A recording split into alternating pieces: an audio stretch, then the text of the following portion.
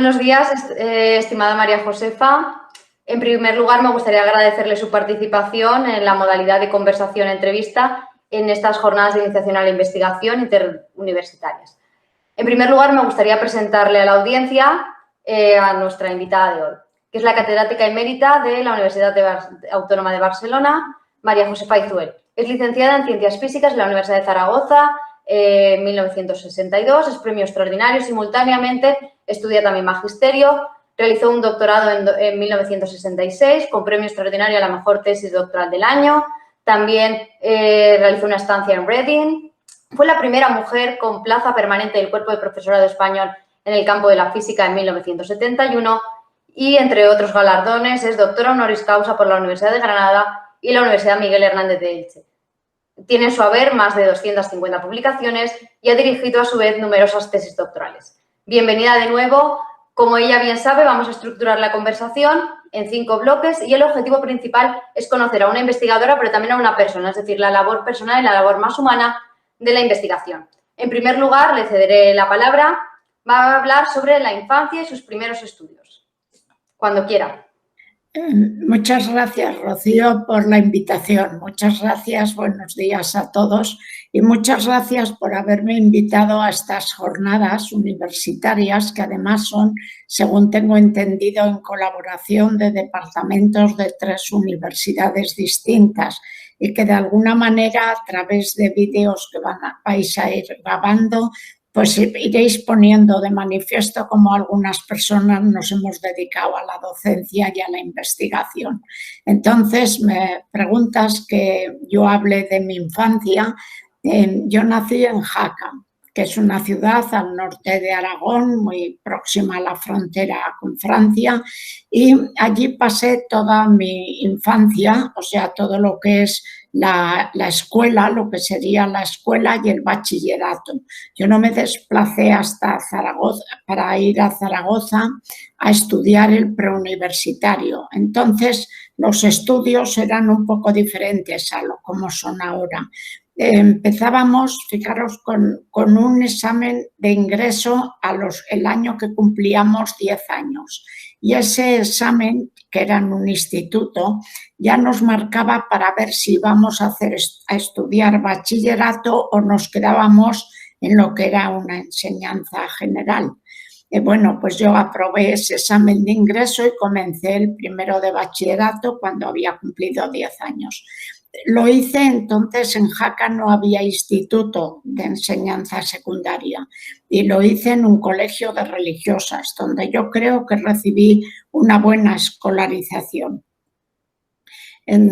¿Cómo lo pasé? Pues era un grupo, no sé, un grupo pequeño, o sea, a pesar de ser un colegio de religiosas, estábamos pocas en cada curso y íbamos teniendo una enseñanza, pero, por ejemplo, ya que Rocío es profesora de idiomas, puedo decir que para mí el francés fue el idioma primero que aprendí después del castellano, el español.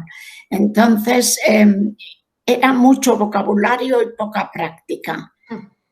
Un poco así era también el resto de las asignaturas. Cuando yo recuerdo de historia o recuerdo de otras asignaturas, ciencias naturales, etcétera, yo creo que ahora la enseñanza ha ganado en que los estudiantes desde el inicio están más metidos en cosas prácticas, en cosas en que van haciendo sus trabajos en laboratorios, cada uno a su edad, o sea que yo creo que en esos hay una gran diferencia entre la enseñanza que yo recibí.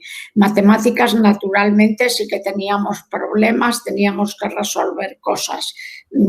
Entonces, yo noté que me gustaban más la parte, digamos, de ciencias, o sea, y también tanto las profesoras que tuve, pues vieron claramente, también me indicaron a mí, a mi familia, que digamos las matemáticas se me daban bien, por decir como se dice ahora, ¿no?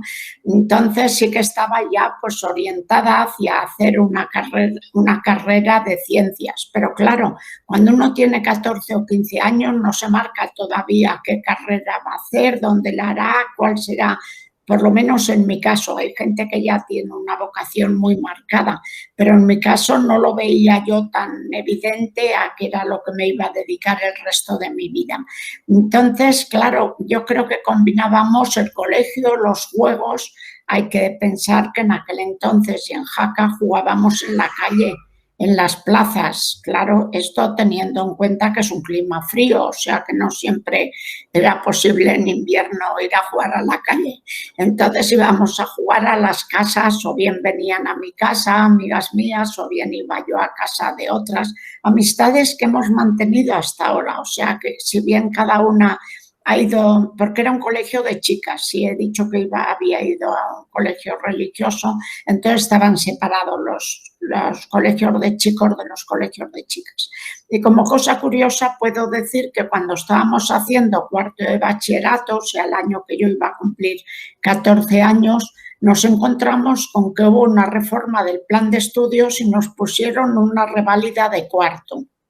Y después otra reválida de sexto y a continuación de sexto el preuniversitario.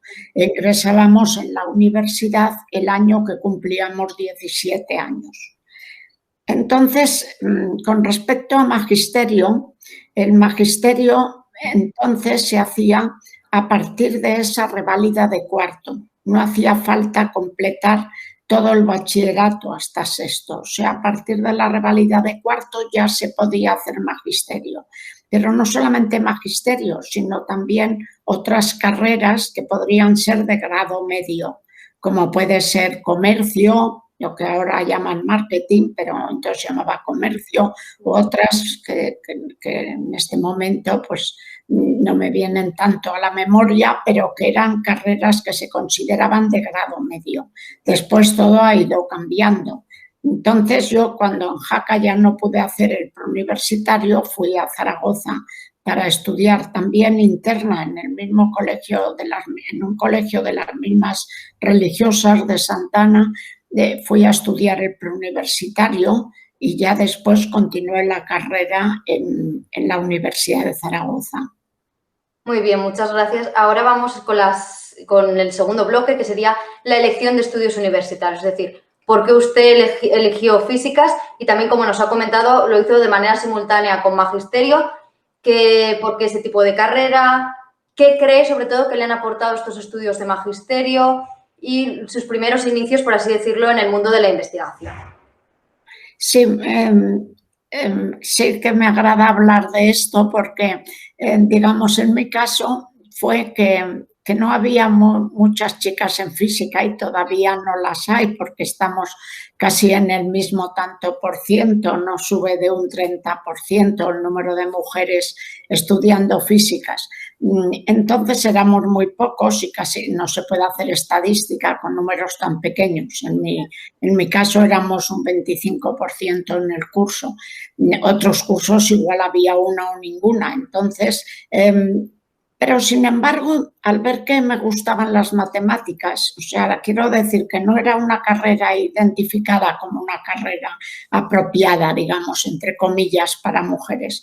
Pero en mi caso, al ver que me gustaban las matemáticas, yo desde luego no tuve nunca ninguna oposición ni ninguna dirección marcada por parte de mi familia para estudiar una carrera u otra. O sea, yo creo que eso es bastante importante. Las que os vais a dedicar, digamos, a hacer magisterio y que luego vais a tener la capacidad de poder orientar a los niños que estáis, digamos, dándoles clase, es importante que no sé, que tanto los chicos puedan hacer cualquier carrera que les guste y que las chicas puedan hacer también cualquier carrera que sea de su agrado. Yo en eso me siento afortunada, porque de alguna manera entre matemáticas y física, que en principio cuando yo empecé se estudiaba físicas empezando o bien con los matemáticos o con los químicos, y yo en la Universidad de Zaragoza me refiero, y yo empecé con los matemáticos, porque claro, a mí al gustarme las matemáticas, pues empezar con los matemáticos me daba la opción de estar todavía un año o dos pensando si continuaba matemáticas o continuaba física. Después, o sea que también a veces cuando hay asignaturas comunes dan esta oportunidad de poder pensar en dónde te vas a sentir mejor. Por lo tanto, a mí en esos primeros años vi que efectivamente había, a través de la física, iba a estar más en contacto con los laboratorios, con explicar fenómenos de la naturaleza, explicar el universo. Y esa proximidad a algo ya más aplicado es lo que me impulsó, digamos, a que prefería físicas a matemáticas. Y entonces ya después del segundo año, que eran comunes, pues me fui continuando por físicas. Me preguntabas que cómo hice magisterio. Pues magisterio fue porque realmente teníamos la posibilidad de que habiendo hecho el bachillerato completo, nos compensaban, nos convalidaban algunas asignaturas. O sea que no tuve que hacer el esfuerzo de hacer toda la carrera. Y de alguna manera a mí me servía para orientar también si me gustaba o no la enseñanza, que yo creo que era fundamental. Y pienso que me ayudó, el haber estudiado también magisterio me ayudó a ver que me gustaba la enseñanza, porque yo de siempre he tenido como ganas y deseos de que si yo sé algo, contarlo a los demás. Sobre todo contar cosas que puedan ser interesantes, de ciencias, de literatura, etcétera, no ir contando chismorreos, sino que ir informando, digamos, de algo interesante que yo he aprendido, pues me da gusto de que los demás también puedan aprenderlo. Entonces, eso yo pienso que me impulsó a acabar magisterio, que luego no he ejercido, pero que sí, que los estudios, de alguna manera, esta vinculación que he tenido toda mi vida con la enseñanza, se ha visto beneficiada, digamos, del magisterio que yo estudié. Muchísimas gracias. Ahora entramos ya en el tercer bloque, que sería la continuación, por así decirlo, de la carrera académica. Nos centraremos en la importancia de realizar una tesis doctoral, la importancia también y la relevancia de las estancias de investigación, no solo en su papel investigador, sino también de estrechar lazos, contactos también más bien personales y las líneas de investigación que nos pueda aportar. Muchas gracias. Sí, a ver, en algún momento hemos hablado, Rocío, que me preguntaste si yo a lo largo de mi carrera, de lo que era la licenciatura en físicas, había tenido contacto con la investigación. Hay que pensar que cuando yo estudié la carrera de físicas, no había muchas cátedras en España de física donde se hacía investigación. Es muy diferente ahora, donde yo me voy moviendo, ahora no me muevo nada con la pandemia, pero me he movido por muchas universidades y en todas hay unos grupos muy potentes de investigación en física y además en muchas de ellas con unos laboratorios muy bien montados, muy potentes, o sea que se puede hacer tesis doctorales magníficas en casi todos los laboratorios de España. Pero en aquel entonces no era lo mismo, pero sí aquellos profesores que estaban más vinculados con la investigación, sí que a veces en clases nos comunicaban algo y de alguna manera veíamos el interés que tenía el hacer investigación.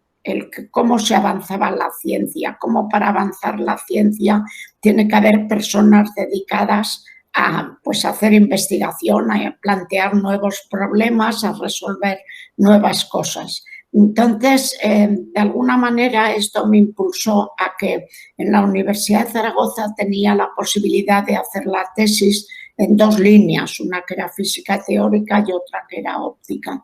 Entonces, me incliné más por la óptica porque también, de nuevo, como he dicho al principio, lo vi como más aplicado y efectivamente mi tesis doctoral, que entonces no era muy habitual, fue ya una tesis doctoral experimental, donde montamos un laboratorio, donde hicimos resultados experimentales. Entonces, quiero decir, basta que que Rocío ahora está en Palencia, que el que me dirigió la tesis doctoral había nacido en la provincia de Zamora, en Granucillo de Vidriales, se llama don Justiniano Casas, ya falleció, pero era efectivamente un gran maestro. Él, antes de haber hecho matemáticas, porque hizo matemáticas, había hecho magisterio, impulsado por un tío suyo que era maestro en Palencia. Entonces siempre nos nombraba esta vinculación que tenía con el magisterio y con lo que significaba un maestro para lo que es un pueblo o una escuela, lo que puede comunicar y lo que puede ayudar para orientar, digamos, a todos aquellos estudiantes que están en ese momento en su aula para un futuro. Entonces, yo creo que eso sí que lo recibí, digamos, más mientras estaba haciendo la tesis doctoral que cuando era estudiante del grado, donde las clases eran profesor y el alumno estaba más separado, pero en la tesis doctoral pues uno va intercambiando muchas ideas con su director. Bien, entonces, ¿de qué trató la tesis doctoral? Pues dentro de la óptica era la calidad de la imagen en sistemas fotográficos, teniendo en cuenta que no es fácil diseñar un sistema fotográfico. Ahora han avanzado mucho, avanzaron mucho las cámaras fotográficas analógicas y ahora han avanzado mucho también las cámaras, por ejemplo, lo que estamos utilizando ahora. Que entonces, cuando yo hacía la tesis, era impensable que íbamos a poder realizar esta charla como la estamos haciendo ahora, Rocío. Entonces, bueno, pues las publicaciones, esto sí que también es una cosa importante en investigación. Creo que uno, una vez que obtiene unos resultados de los que está muy contento, de los que son al final el objeto de su tesis doctoral, los publica, los muestra en congresos. Entonces, cuando yo estaba haciendo la tesis, en general casi todos los grupos de España estábamos muy limitados a publicar en castellano y a publicar en revistas digamos, nacionales. Fue mi estancia en el extranjero, en Reading, como has dicho, del Reino Unido, entonces donde verdaderamente perdí el miedo a poder publicar en revistas internacionales. O sea, tuve también la suerte de obtener una beca del British Council, ir con un profesor magnífico de óptica y entonces allí sí que verdaderamente me reforcé en lo que era la investigación. O sea, en una investigación de poder hacerla a un nivel que sea internacional, que sea publicable a nivel de revistas internacionales, que sea además una investigación que interese a otros laboratorios de otros países, que haya este intercambio de ideas entre unos investigadores y otros, como las hay en los congresos científicos.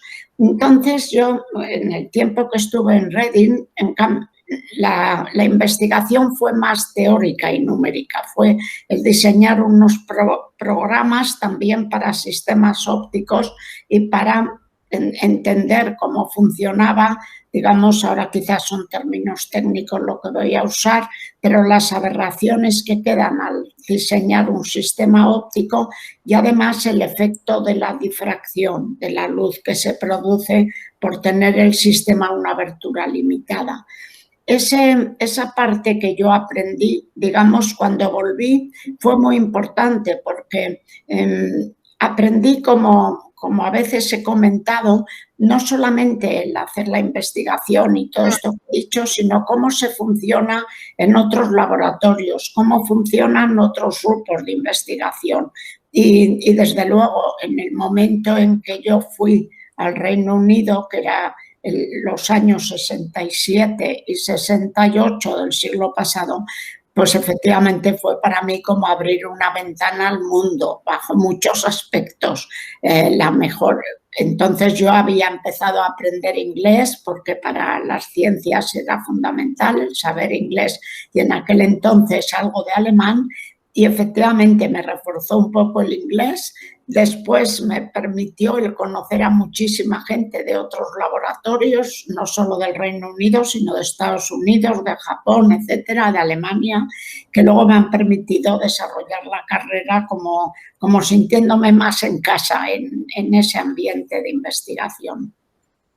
Me has preguntado también sobre las líneas de investigación. Entonces, las líneas de investigación han ido cambiando de acuerdo con el desarrollo de la investigación, porque a veces, como pasa yo creo en todos los campos, no sé si ocurre también en el de humanidades y ciencias de la educación, uno se traza una línea, pero entre medio van surgiendo cosas que pueden ser de interés. Va leyendo publicaciones de otros autores y entonces creo que a lo mejor va cambiando y eso es lo que me ha pasado a mí. O sea, hubo un tiempo, sobre todo cuando ya vine a la Universidad Autónoma de Barcelona, entre medio yo estaba en la Universidad de Zaragoza, en la de Granada y en la Autónoma de Barcelona. En Zaragoza continúa más en esa línea de la calidad de la imagen en sistemas ópticos.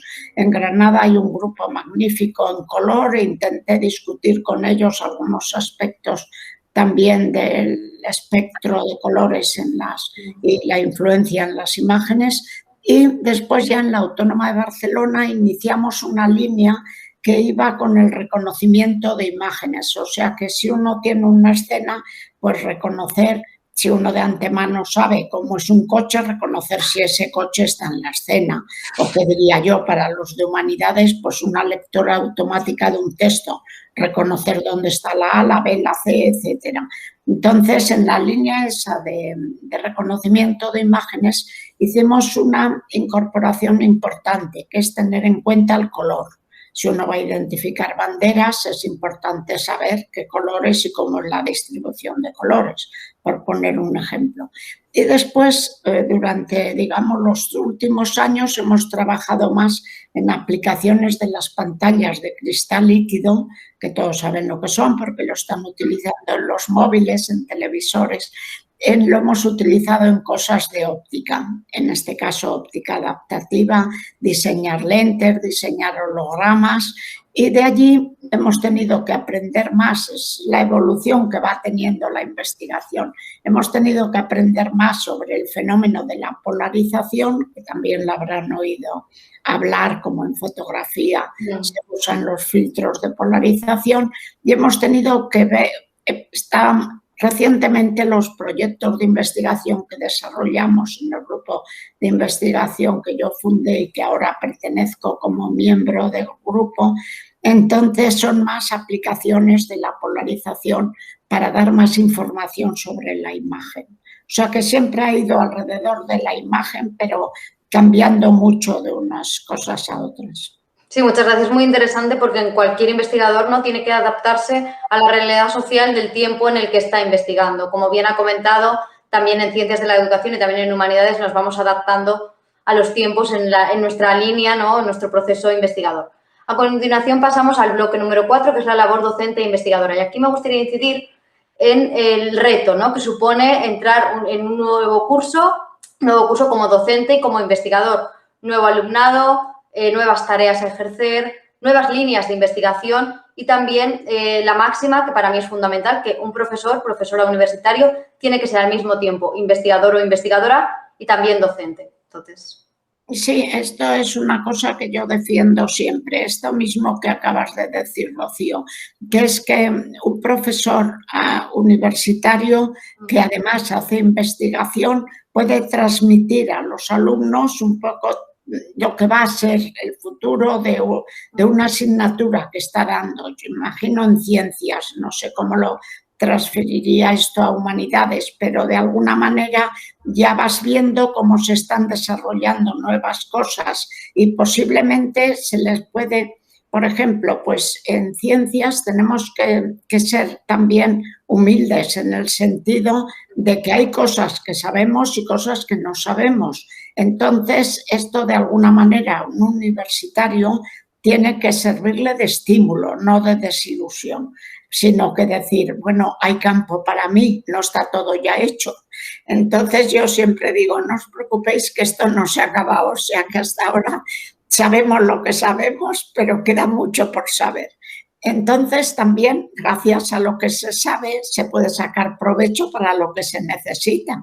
Yo creo que estamos en un momento formidable para poder entender así la ciencia, como formidable no, desgraciadamente es un momento muy malo con lo de la pandemia, pero digamos, el ver cómo la ciencia ayuda en lo que puede y con todos resultados que ya había a lo mejor para otras cosas, cómo se han podido ir aplicando para ir, de momento, una cosa tan desconocida como fue hace un año la situación en la que estábamos, y los médicos han ido resolviendo con medicamentos que pueden hacer que no sea tan grave, y también las vacunas. Las vacunas han sido un éxito basado en estudios que ya había avanzado. Por lo tanto, y habrá nuevas vacunas que resolverán mejor todavía los resultados si es que tenemos la desgracia de continuar con el virus del COVID-19. Entonces, esto sería sobre la investigación. Pero, a ver, la labor docente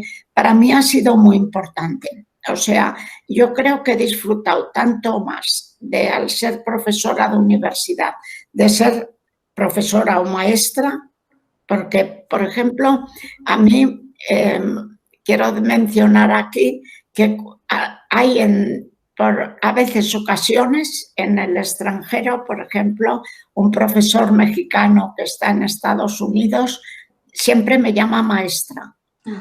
Sí, generalmente me llaman profesora, pero para él el ser maestra es un grado más. Entonces, de alguna manera, esto sería lo de la labor docente. Yo he disfrutado mucho de dar clases, de poder transmitir mis conocimientos. O sea, no puedo decir que he tenido nada más que buenos ratos dando clase a los alumnos. No he tenido problemas, o sea, a los alumnos a los estudiantes hay que escucharles, saber qué pasa. También yo creo que una labor importante que a veces yo digo a los que son profesores jóvenes es que primero te tienes que situar, a ver cómo estos alumnos, o sea, no sé, si uno explica algo y ve que la mayoría de la clase no lo entiende, pues no es culpa de los alumnos, o si es culpa, vamos a ver qué niveles en el que están, cómo podemos mejorar, y esa sería la labor docente. Yo creo que hay mucho esfuerzo que hacer. Y fíjate, Rocío, que realmente yo intento, hay dentro de nuestro campo congresos que se llaman de educación o de enseñanza, y también congresos de enseñanza y divulgación en óptica y fotónica.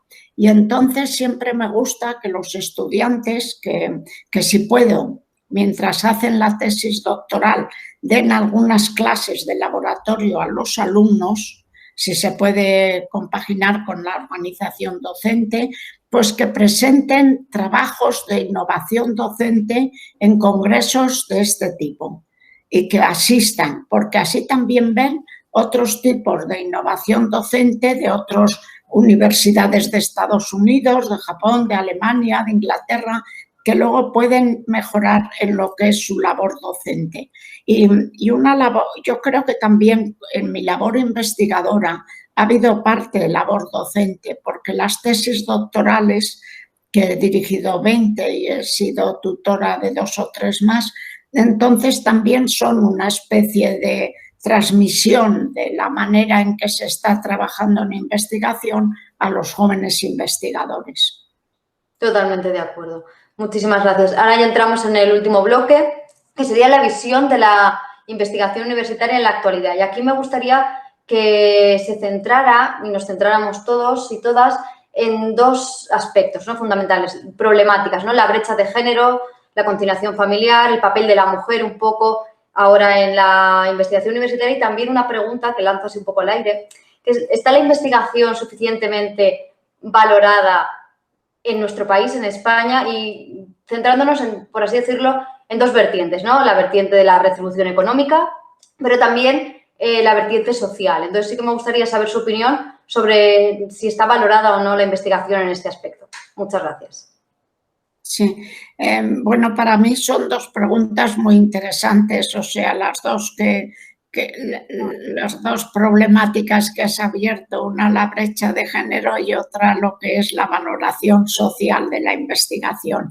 En cuanto a la primera, o sea, yo creo que a veces sí que he hecho conferencias y he presentado algunos trabajos sobre la situación de la mujer en la ciencia.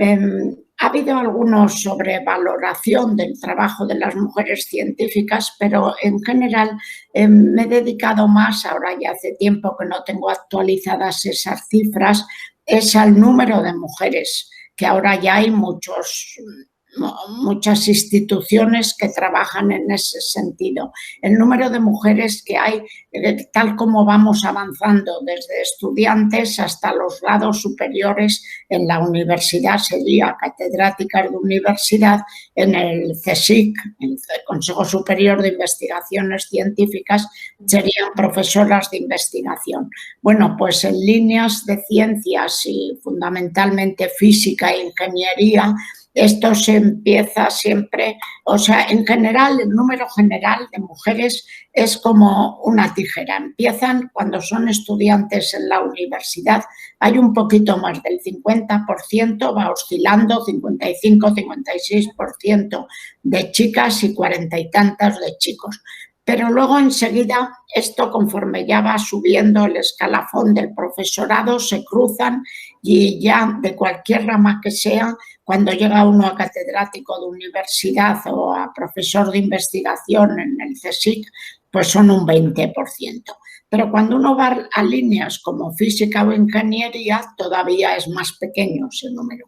Entonces, yo creo que hay como dos puntos, no sé, esto habría que discutirlo y es interesante porque como este vídeo lo vais a poner también para humanidades, para ciencias sociales, etcétera, pues yo entraría en un debate como más amplio.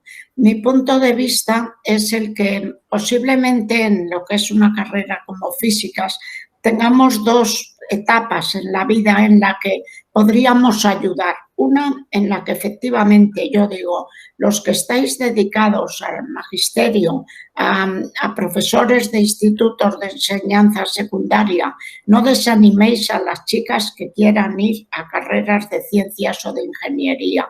No les digáis que son difíciles, que si les gusta no van a ser difíciles. Yo he disfrutado mucho y además no me resultó difícil.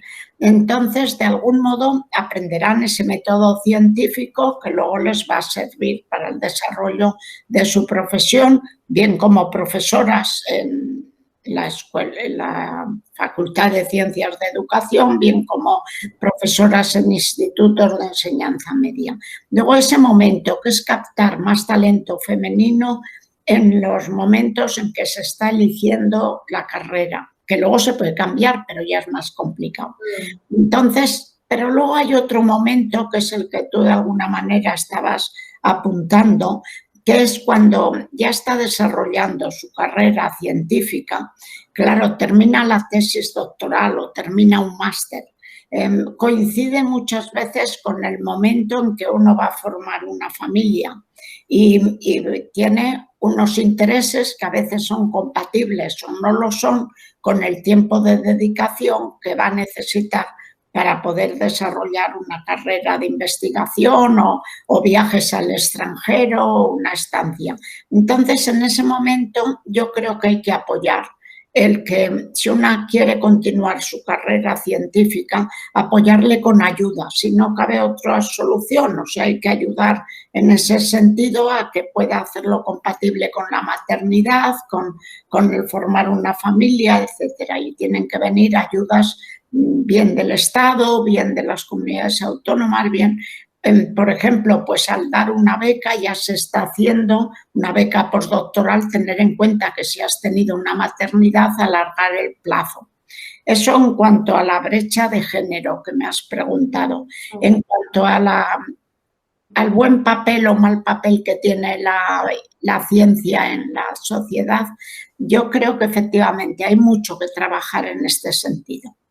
hay que trabajar en este sentido, porque no sé si somos entendidos, no sé si la ciencia, o sea, yo a veces digo, el mejorar la cultura científica, el que la gente piense que la ciencia le está resolviendo cosas.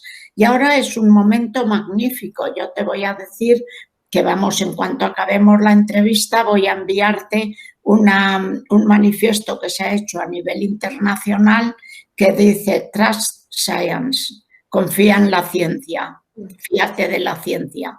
Entonces, manifiestos de este tipo te ponen claro que la ciencia tiene que ayudar en momentos así claves. Pero que, a ver, yo pienso que a lo mejor hemos fallado en la comunicación de lo que hacen los científicos y de lo que aquello puede servir para el desarrollo de la humanidad y el bienestar de la gente. A lo mejor hemos fallado en contarlo y se ha visto como que era una cosa, o sea, ¿qué diría yo? Que era gastar por gastar, que no se ve el resultado inmediato de lo que es. Entonces, allí tendríamos que mejorar en la comunicación y luego, aprovechando una situación como esta, hacer llamar la atención de que efectivamente la ciencia nos puede ayudar y que por lo tanto tenemos que apoyar que haya científicos y que haya gente, ojalá muchos se puedan dedicar, tengan la posibilidad tanto económica como, digamos, personal para poder desarrollar una carrera científica. Yo me encantaría de que muchos me continúen. Muchísimas gracias. Pues al colación y al hilo de lo que estaba comentando, sí que me gustaría que para finalizar esta entrevista hacer como un alegato, ¿no? Una invitación a la investigación para que nuestro estudiantado, ¿no? Tanto de humanidades como de ciencias sociales, se animara a ya no solo a igual seguir la línea de una tesis doctoral, sino a implementar y a incluir la investigación dentro también de su labor docente en las escuelas, por ejemplo. Entonces, que vean que hay como dos ramas de investigación y que ambas son loables y válidas. Entonces, sí que me gustaría, por favor, si pudiera realizar una especie de invitación o alegato para la investigación. Muchas gracias. Sí, a ver, yo creo que la investigación parece que se entiende solo como digamos, el científico que está con la bata blanca, las gafas en un laboratorio con muy poca relación con el mundo exterior. No, eso no es así. O sea, yo creo que investigación no solo se hace investigación teórica o investigación experimental con pocas posibilidades inmediatas de aplicaciones, que las habrán y que por eso es interesante también el ayudar y el subvencionar a una investigación básica, porque luego ya llegará, no tiene que ser todo ya tecnología y aplicaciones, tiene que haber esa base de investigación básica. Entonces, de algún modo, en humanidades, en magisterio, es lo mismo, desde el profesorado van mejorando sus técnicas, van mejorando la manera de la educación, la aproximación al estudiante, o sea, hay mucha, y luego en humanidades el entender mejor toda la parte de filosofía, de literatura, de contarnos arte, etcétera. Quiero decir que precisamente esa parte es la que se entiende por el gran público como cultura. En cambio, nos cuesta mucho a los científicos que nos acepten como que lo que hacemos también es cultura. O sea, nadie se atrevería a decir que no sabe quién es Picasso o quién es Goya, pero cualquiera se atrevería a decir que no sabe quién es Marie Curie o Einstein.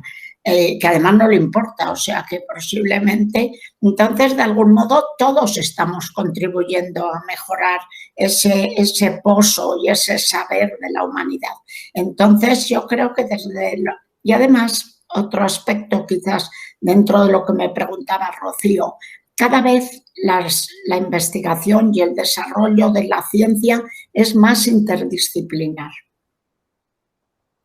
Entonces yo, por ejemplo, aquí estoy echando, digamos, echando de menos el que haya buenos comunicadores científicos o que haya más, cada vez hay más, pero lo mismo podríamos decir en otras ramas de la ciencia. Hay siempre una interdisciplinaridad en las ciencias. Hoy día los equipos están formados por físicos, matemáticos, biólogos, médicos, yo qué sé. No son solamente una línea. En lo vuestro será también líneas muy diferentes que están contribuyendo desde distintos aspectos y puntos de vista. Entonces, todos caben, todos aquellos que tengan interés, todos tendrán, y que no tengan miedo, tanto chicos como chicas, diría yo. O sea, esto aparte de que a las mujeres quizás hay que animarles más en este aspecto, a considerar que las ideas que tengan son de interés. Luego ya se analizarán, pero por más disparatada que parezca una idea, puede ser interesante, basada en lo que ya se conoce, y decir, ¿y por qué no probamos tal cosa? Pues ¿por qué no probamos tal cosa? A veces probándola sale algo mejor que lo que se estaba haciendo siempre. No sé, esto yo creo que es para animar a los estudiantes en este alegato a que yo siempre creo que de los jóvenes es de donde vienen las ideas más novedosas. Yo eso lo he visto al dirigir tesis doctorales. Las ideas de los jóvenes son más novedosas que las de los que somos mayores.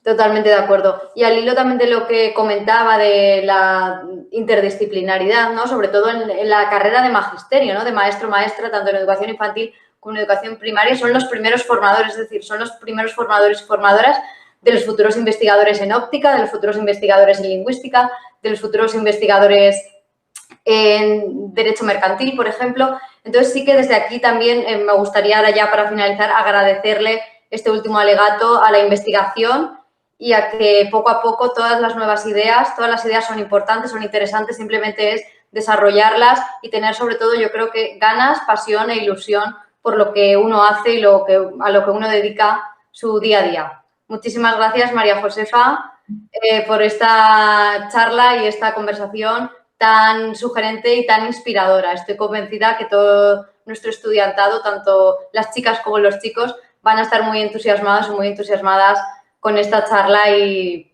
muchísimas gracias. Muchas gracias por la invitación, Rocío. Muchas gracias a los organizadores de las jornadas.